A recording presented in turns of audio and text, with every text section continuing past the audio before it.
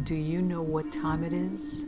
It's supernatural story time. And if you're easily scared, and even if you're not, there's only one thing left to do. Just turn off the lights, because these are stories that you listen to only in the dark. By the cemetery. In the place where I live, there's a cemetery just down the road. Every day when I walked to school, I saw the mourning family grieving over a lost friend or relative. On one such day in February of 2009, when I was passing through the graveyard, I saw a terrible, heartbreaking, astonishing sight which left me disturbed the whole day. I couldn't concentrate on my studies, nor could I pay attention to any other things. As I walked down the road, I felt a sudden negative feeling that I should immediately run away from this place, to flee away, to never come back. It was really weird, because at the same time I felt something totally contradictory. A strange kind of sensation pulsed through me, one that said I had some deep connection rooted here with something or someone. Nora's sympathy was always around me, like someone was waiting for me. For a few days I could not make head or tail of what was happening with me. Strange incidents started taking place with me. Sometimes I heard loud screaming noises from my window, and most importantly, whenever I used to go out of the house, I would have the sense that someone was following me, guiding me, protecting me. This started happening, and it scared the hell out of me. About after a year, I guess it was February of 2010, I decided to go for a walk at night. The weather was beautiful, warm, and windy, sort of. I told my mom that I would be back within an hour. As I started down the steps, I felt the familiar feeling that someone was following me. Before this, many times I had turned to see who, but no one was ever there. But today it was vaguely different. I heard a whisper that oddly sounded like, "Never look back." Of course, the whisper only compelled me to do exactly the opposite thing. Out of curiosity, I slowly turned behind and was shocked to see a child of hardly 9 years glaring at me with those deep eyes. He had an expression which was gravely mature for such a small child. It was very difficult to interpret the look on his angelic face. He was smiling in a murderously kind way. He looked like he wanted to say, "I miss you. Come back to me now." It was hard to look away from those searching eyes, but when I was able to finally look away, my eyes fell on his feet. To my extreme horror, his body was dangling at least 2 feet above the ground. With my eyes wide open in fear, I looked back at the child's face. His smile had grown wider, and it represented deep-rooted happiness, as if the fact that he was not human did not matter to him anymore. His silent lips mouthed the words, "Come soon." Without another word, he glided through the dark alley, never looking back. Whenever I remember the dreadful sight of a father carrying his dead son in a locked coffin, I think that the dates may not be a mere coincidence. The Whistler. I just moved to Gauteng a week earlier from DBN. My ex-partner and I moved in with some of my campus buddies in a rented 5-bedroom house in a small town on the north end of Gauteng. Since we moved in, I always had a cold feeling being in the house. I knew at the get-go that something was not so right in the house. It felt like it was covered in darkness, even though the big old house was positioned to face the sun. We hardly had any light or warmth coming in. One night, we all went out to dinner and arrived back at the house in the early hours of the morning. My partner and I had gone to bed around 2 a.m. I woke around 2:45, needing to have a drink of water. As I awoke, so did my partner. While having a drink of water, my partner decided to light a cigarette and chat because we both felt restless and couldn't sleep much. At exactly 3 a.m., my partner decided to open our bedroom window to let out the smoke from the cigarette when we heard the most ghastly whistle coming from outside. We both looked at each other in shock. We thought that maybe someone was in the yard, but it couldn't be possible as we lived on a gated property. In shock, my partner quickly shut the window while I sat there, scared witless. We immediately tried to open our bedroom door to alert the others in the house, but our door wouldn't open. Just then, we saw a shadow from under our door pass through the long passageway. I screamed to my friend thinking it was her, but got no reply. I immediately banged on the wall so that they would wake up, and they did. As they responded, our bedroom door suddenly opened on its own. Freaked out as we were, we ran out of the room and into the lounge where we heard the whistling coming from the kitchen. But this time, All 5 of us that lived in the house heard it too. The whistle was creepy and soft, almost as if it were a whisper. Just thinking about it now gives me shivers. We never found out where the whistling was coming from. However, we did eventually find out that a woman was murdered in the house by her husband and buried in the backyard next to our bedroom window. 2 months after I had moved out of the house, I alerted authorities, and they searched the property and found the remains of the woman. To this day, 5 years later, I still don't know if the whistle was that of the woman or something more sinister. The Thing. Last summer I stayed with my auntie but couldn't sleep in the old house. That was because my cousins constantly told me ghost stories that took place in the house. I heard someone moving around in the kitchen. I figured that it was auntie wanting a midnight snack, which wasn't that unusual, let me tell you. So I crept down the stairs hoping to scare Auntie Lynn. Or maybe if I was lucky I would scare Uncle Thomas. As I reached the kitchen door, I heard someone laugh, and it was definitely not Auntie Lynn or Uncle T. I peered around the corner and saw a shape. That's the best way to describe it. It was black and seemed to flow like water. Yet it stood, or floated I guess, upright like a human. I stayed as still as I possibly could, too frightened to call out for Uncle T. But then the clock rung out the first of 12 chimes. It was midnight. With each chime the thing grew. By the 12th chime the shape was almost 3 times as big as the refrigerator. I stayed where I was. As that last ring faded away, I started feeling involuntarily tired. I struggled to keep my eyes open. The next thing I knew, my Auntie Lynn was shaking me, wondering why I was held against the kitchen door. I looked at the clock. It was 8 o'clock. I couldn't answer her. I walked over to the sink where the thing had been and looked at the tap. If I looked closely, there was a piece of black goop about the size of a quarter. My Auntie Lynn came up behind me. She looked at the sink and grabbed her cell phone. The next thing I knew, she was talking to someone about a mold problem. Unless mold comes alive at 11:55, I'm absolutely convinced that I was in the presence of a genuine ghost. Screaming Jenny. The old storage sheds along the tracks were abandoned shortly after the Baltimore and Ohio Railroad was built, and it wasn't long before the poor folk of the area moved in. The sheds provided shelter of a sort, although the winter wind still pierced through every crevice, and the small fireplace that the poor constructed did little to keep the cold at bay. A gentle, kindly woman named Jenny lived alone in one of the smaller sheds.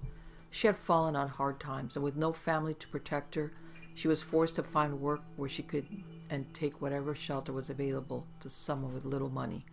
Jenny never had enough to eat, and in winter her tiny fire barely kept her alive during the cold months. Still, she kept her spirits up and tried to help other folks when they took sick or needed food, sometimes going without herself so that another could eat. One cold evening in late autumn, Jenny sat shivering over her fire, drinking broth out of a wooden bowl, when a spark flew from the fire and lit her skirts on fire. Intent on filling her aching stomach, Jenny did not notice her flaming clothes until the fire had burnt through the heavy wool of her skirt and began to scorch her skin. Leaping up in terror, Jenny threw her broth over the licking flames, but the fluid did nothing to douse the fire. In terror, Jenny fled from the shack and ran along the track, screaming for help as the flames engulfed her body. The station was not far away, and instinctively Jenny made for it, hoping to find someone to aid her. Within moments, her body was a glowing inferno, and Jenny was overwhelmed by pain. Her screams grew more horrible as her steps slowed. She staggered blindly onto the tracks just west of the station, a ball of fire that barely looked human. In her agony, she did not see the glowing headlight of the train rounding the curve, or hear the screech of the brakes as the engineer spotted her fire-eaten figure and tried to stop. A moment later, her terrible screams broke off as the train mowed her down. Alerted by the whistle, the crew from the station came running as the engineer halted the train and ran back down the tracks toward the poor dead Jenny, who was still burning. The men doused the fire and carried her body back to the station. She was given a pauper's funeral and buried in an unmarked grave in the local churchyard. Within a few days, another poverty-stricken family had moved into her shack, and Jenny was forgotten. Forgotten, that is, until a month later, when a train rounding the bend west of the station was confronted by a screaming ball of fire. Too late to stop, the engineer plowed over the glowing figure before he could bring the train to a screeching halt. Leaping from the engine, he ran back down the tracks to search for a mangled, burning body, but there was nothing there. Shaken, he brought his train into the station and reported the incident to the station master. After hearing his tale, the station master remembered poor dead Jenny and realized that her ghost had returned to haunt the tracks where she had died. To this day, the phantom of screaming Jenny still appears on the tracks on the anniversary of the day she died. Many an engineer has rounded the curve just west of the station and found himself face to face with the burning ghost of screaming Jenny, as once more she makes her deadly run towards the Harper's Ferry station, seeking in vain for someone to save her. Something running up the hill. Hi, my name is Josh. This happened in September of 2009. It was about 9 p.m. and my friends Brett and Corey, along with myself and my dog, walked through the woods to a nice hill overlooking our part of the county. We were talking about many things, such as our futures. Corey's uncle, who lives at the bottom of the hill, drove up on a four-wheeler and did a quick spin around, then drove back the way he came. Not thinking much of it, we continued talking. Brett said he had heard something, but I didn't, so we kept talking. About 5 minutes later, we stopped talking and heard a horrendous shriek unlike any other of us had ever heard. Freaked out, we all jumped to our feet and bolted to the bottom of the hill. Finally, in the comfort of light, we stopped, but Corey's uncle and his neighbors were standing outside their trailers. We immediately walked back to Corey's house. While walking, the dog started sniffing at something. Brett shined the light to see that it was a dead animal in the road. Not crushed, but dead, and had visible wounds on the head and torso. About 20 feet later, Brett noticed a chipmunk with the same wounds. When we arrived at Corey's house, we began discussing what it could have been. It couldn't be an animal because the dog did not sense anything, or a person for that matter. The dog was as freaked out as we were, along with the other dogs in the area. Finally able to walk in the dark, Brett and I headed for my house. We were about 100 yards away when I received a call from Corey. He had talked to his uncle, who said there was something banging on his and his neighbor's windows and noticed something running up the hill, feet from where we were sitting. None of us know who or what in the heck was up there. But do we really want to know? Something outside the window. I was visiting my stepmom's house, getting her stuff so she could move in with us. I had to go to the bathroom and walked in, and while washing my hands, I looked out the window. I saw a beautiful white horse and told my stepmom later, "I didn't know you had a horse." She said, "I don't." As she looked out the window, it disappeared. She warned me about the house being haunted, and I thought, why would a horse be haunting this house? After about 2 hours, I went outside to play with the dogs, and I saw a strange figure. I got a little closer, and I saw a little girl sitting on a bench. She looked sad. Another figure showed up, and she suddenly cheered up. The figure was a little dog about beagle size.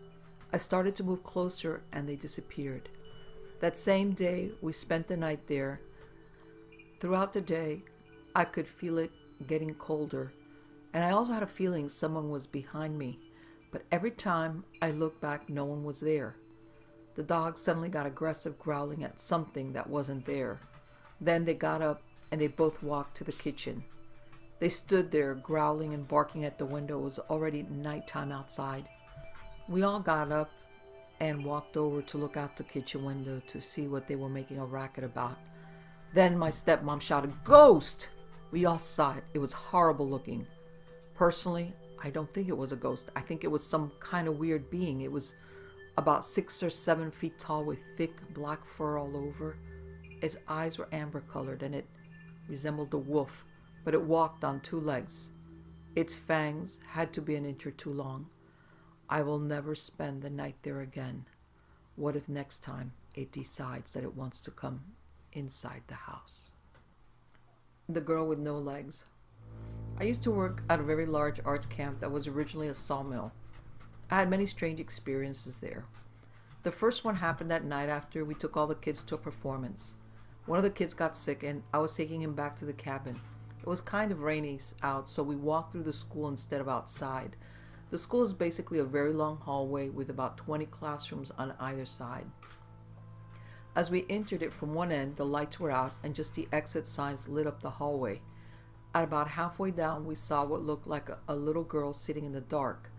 She saw us and started to crawl down the hall away from us and into a classroom. Being a counselor, I'm thinking, uh-oh, unattended child. So we quickened our pace to catch up with her. As we got closer, I realized that she was missing her legs. Yes, I was freaked out, but I still have to assume she's a lost camper. I finally get to the room where she disappeared into, and I turned on the light. I called out to her, and both the sick boy and I looked for her in that room, but it was completely empty. The two of us went to the office to get more help while I took him to the cabin and waited with him. The next morning, I went to the office to have a briefing about last night. Several employees also tried to look for her but found no one. The owner of the camp then asked if I was sure the girl was missing legs. He then assured me that there were no children attending the camp with such a disability. He then told me about the history of this camp. When the area was still a sawmill, one of the workers' daughters came to bring him lunch. She wandered about the sawmill and accidentally fell into a chipper. She died instantly and the mill closed down because the town was in such an uproar about the incident. Several years later, the camp bought the property and has been there ever since. Throughout the camp's long history, there have been several sightings of this ghost girl. Help me. There I was out on my front porch when bang, something in the house fell over. I jumped up and spun around to look through the window. My bookshelf had fallen over. Unsure, I went inside to fix it. As I entered the house, the light went out. My heart started to pound. An eerie voice drifted down the hallway. Help me. My mouth went dry and I began to shake all over. Suddenly I couldn't move. Fear had stopped me in my tracks. I wanted to help whoever had asked for it, but I just couldn't move. Then, fighting the urge, I took a step and then another. My arms outstretched, I felt my way down the hallway. When I got there, I tried to turn the lights back on, but it was no use. Then, from out of the corner of my eye, I saw something move. Hello, I said, but no one answered. I sighed again. It looked like a young woman. She was pale and her eyes were dark. She seemed to glow. This was more than I could stand, and I took off running as fast as I could. Then I tripped and fell face down on the floor. I felt blood coming out my nose. I tried to get up, but then something jumped on my back. The weight held me down. I could feel its breath on the back of my neck. I tried to scream, but nothing came out. Then I was picked up and thrown through the darkness, hit the wall, and fell to the ground. I could then see what it was. It was the woman. She came at me with her hands outstretched. As she got up right on me, I blacked out. I woke to find myself face down on my porch. I stood up and looked around. Everything was normal. Confused, I gave a sign of relief. Then bang, the bookshelf in the house fell over. The Ghost Girl. I think I have seen a ghost. This isn't the most unique story, but it is a story I have to tell. I was a small child when I saw the ghost. I could have been seeing things. I could have been hearing things. My story starts when my parents were at the hospital, as my mother was giving birth to my younger sister.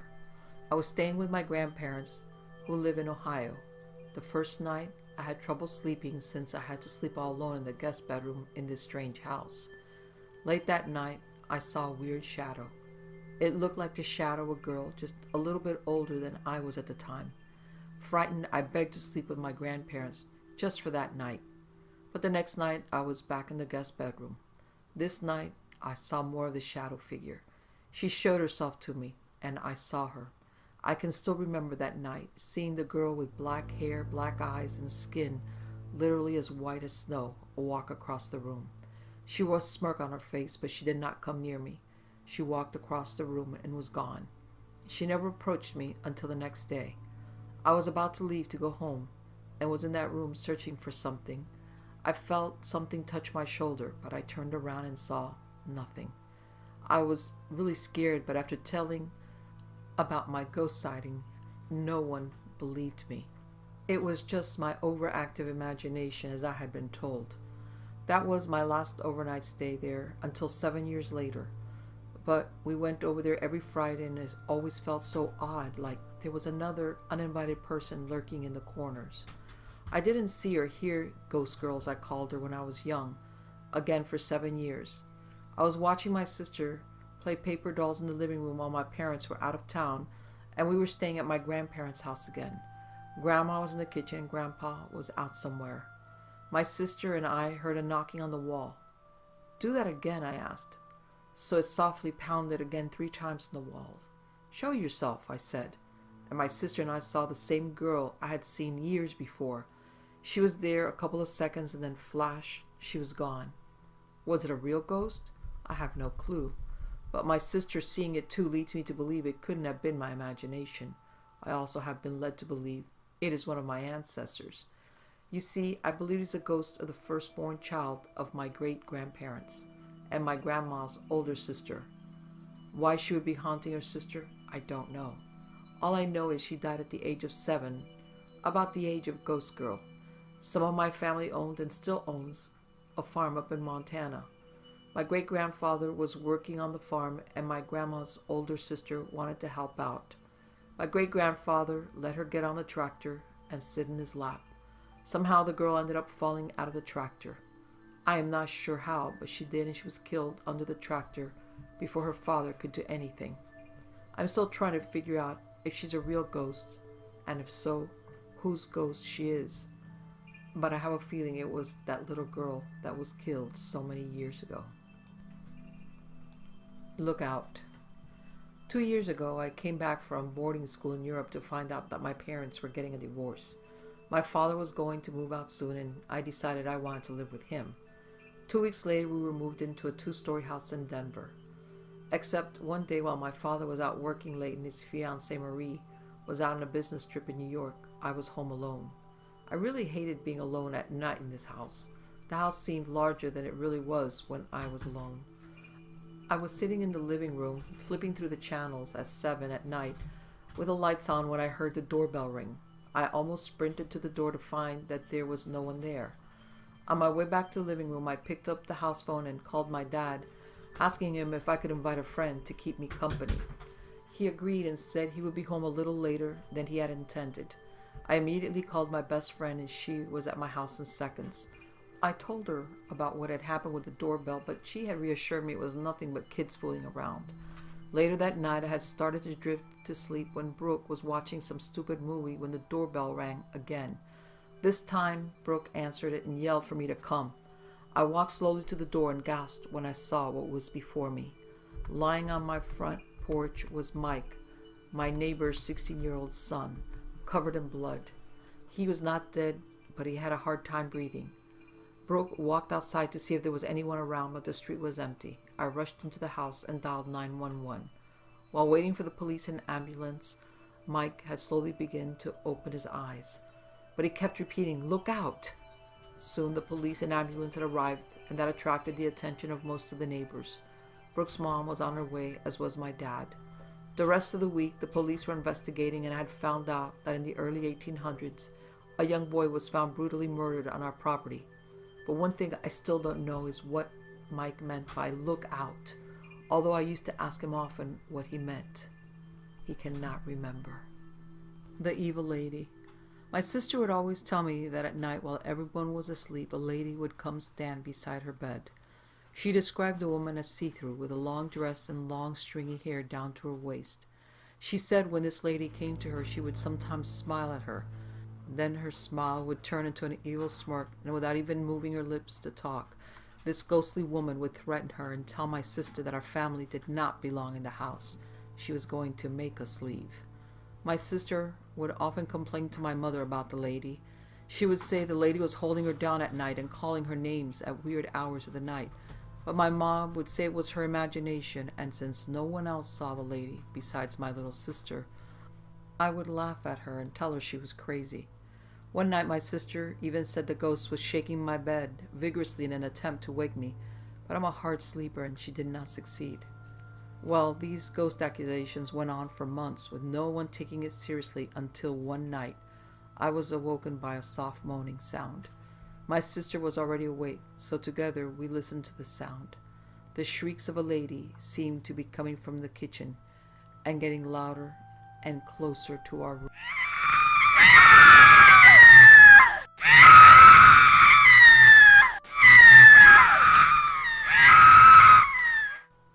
of a sudden, I heard screaming, and it was so close, yet it still sounded so far away, as if our house was connected to another dimension.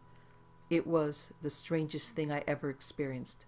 Keep in my mind that my mom was still sound asleep in her room, and myself and my sister were awake, trying to figure out what was going on. We listened in terror as the lady screamed. Soon her screams began to fade as if she were being dragged away, and she didn't want to go. The screaming got lower and lower until we could not hear it anymore. That night, I finally knew my sister was sane, and she really did see a ghostly woman in our house, because I heard her with my own ears. My sister said she felt like the ghostly lady was gone.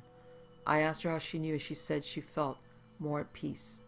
The good news was that the ghostly lady had somehow gotten away from the house, because my sister said she never saw her again. Friday the 13th.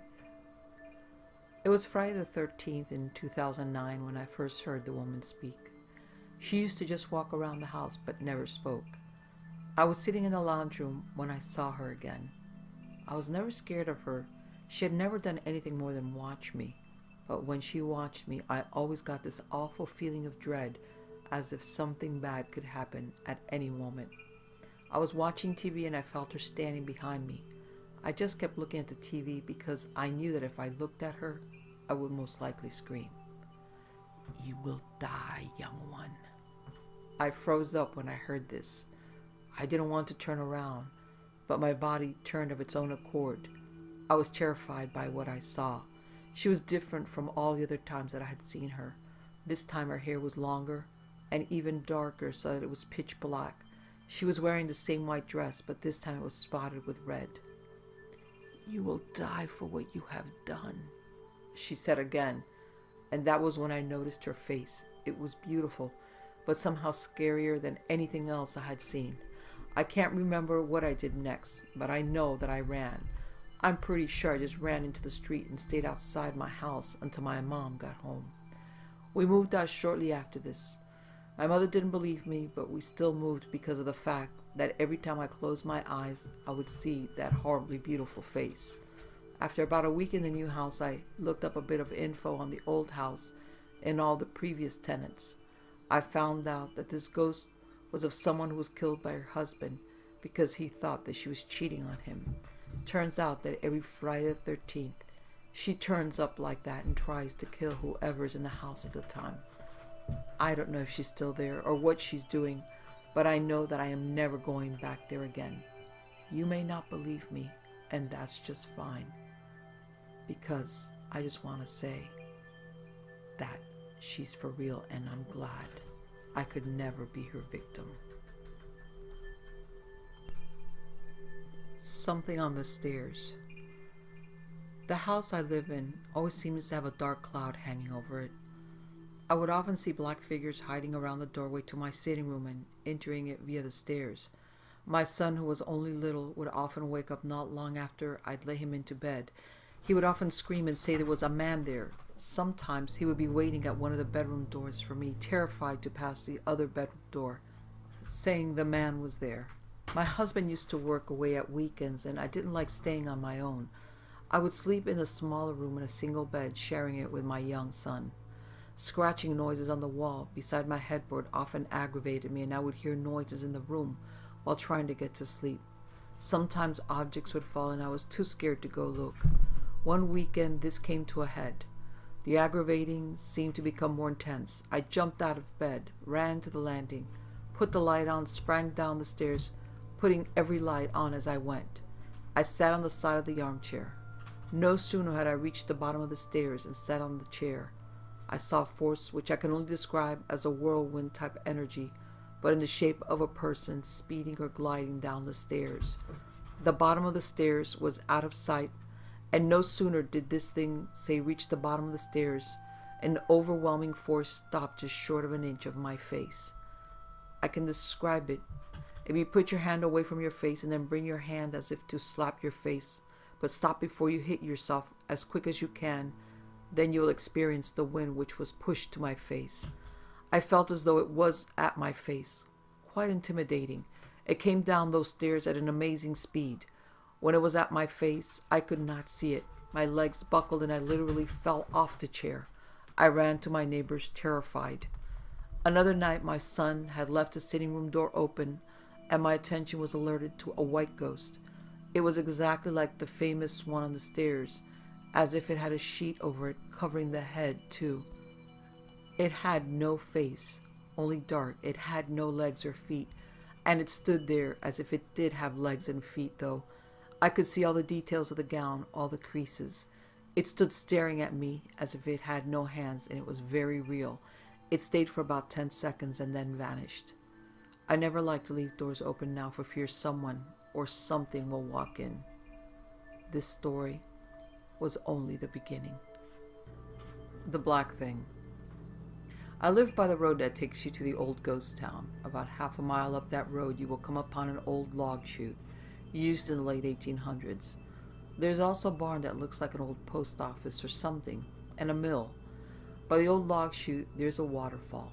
When I was in junior high, I would always play up there with my younger brothers, and we would catch frogs. There's also a hill that is located across from my house. It's all pretty much conjoined together. Anyway, there's an old story that was told to my friend and I one day, that a young girl was killed up on that hill and her body was never discovered. Being the age that we were, we believed it all. So one day, we were up on that hill playing around when we stumbled upon a setup that was like a bed. We weren't sure what to make of it, so we quickly moved out of there. We were back onto the road and decided to go play by the waterfall. The log chute I mentioned before goes all the way down to the barn. We had decided to walk it because it looked fun and we had nothing better to do. We made it all the way down and back to the waterfall when we saw it. It wasn't in any shape or form. It was just a black mass. We weren't sure what it was, but didn't want to stick around to find out. We ran back to our houses and stayed there. The next week we had pushed it out of our minds, thinking we were just overreacting. Well, one day, not long after that, we went back to my friend's house one afternoon to grab a basketball. When we walked into her house, we saw the mass again. It quickly bolted around the corner, then disappeared into her mom's bedroom. We ran out of the house quickly and didn't go back in until her mom came home. The rest of the summer, we would see it every so often, either at my house, her house, or on the hill. One day I was home by myself and had gotten bored. I don't know why, but I decided to go up to the waterfall by myself. I was doing fine, didn't see anything, so I thought maybe it was gone. I had made it pretty far down the log chute when I came upon this plastic-like tunnel that is there. It's about a 20-foot long tunnel. It was too short to crawl through, so I just walked around it. At about the halfway mark, I heard something jump on it, except it sounded like it was metal. But as I said, the tunnel appeared to be made out of plastic. I quickly ran back home. Since then, I haven't been up there, and that was about 5 years ago. We can still see the thing, but it doesn't bother us anymore. And that's just fine with me.